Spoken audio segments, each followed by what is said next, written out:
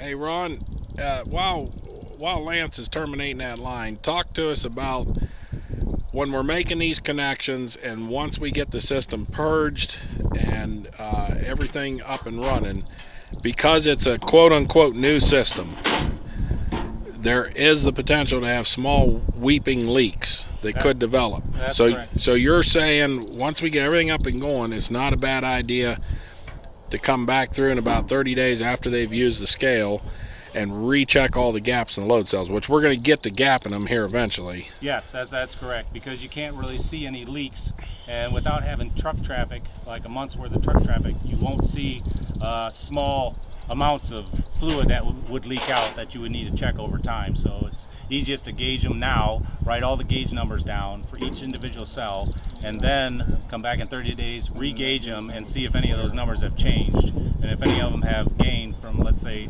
25 thousandths to 30 thousandths, then you need to start looking for leaks either in the cell or where the connections are. Okay. Just check each one of those and tighten it up a little bit.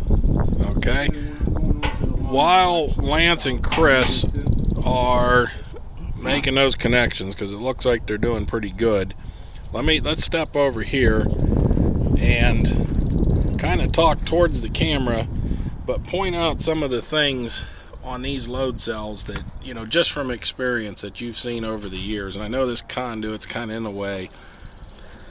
Okay, so a lot of the issues that we have seen in the past years are, one of the main problems is boots get damaged. These boots that keep the liquid from getting inside the cylinder area where the column is. Okay.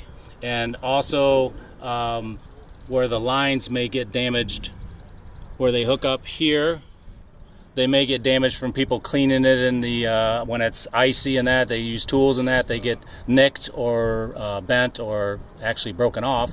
Okay. That's a common problem with the cleaning of it.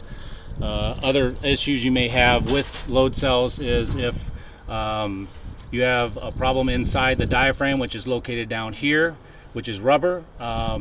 You can actually have oil pass from the fill line here into the gauge port area, which will cause a leak and cause the load cell to not weigh correctly. And the gauge port is basically a free space in there where you would have small amount of antifreeze for the winter to keep it from freezing, because these cells do take on condensation when they're out in the sun in the winter and spring. And a little bit of antifreeze in the gauge port here, and there's 3 gauge ports. And here's the plug. Sorry to interrupt you, I'm going to put this in the camera. This is the plug that would go into that gauge port. Correct. And it's important to have good O-rings on there. You can get those, they're fairly standard, so that water and debris can't get in there from this end.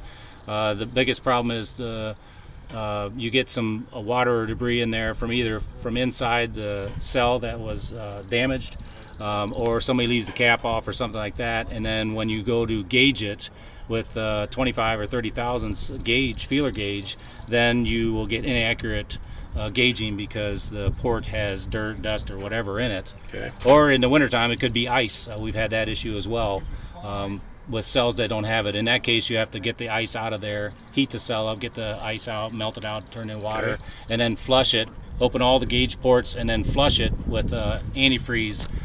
You don't want to overfill. It's a fairly good sized cavity in there, but you don't want to have it so that you have a ton of antifreeze in there. You just need something to keep the frost down. Okay. And that is basically in a nutshell, most of the issues you're going to have with load cells. Okay. All right. Thank you, sir.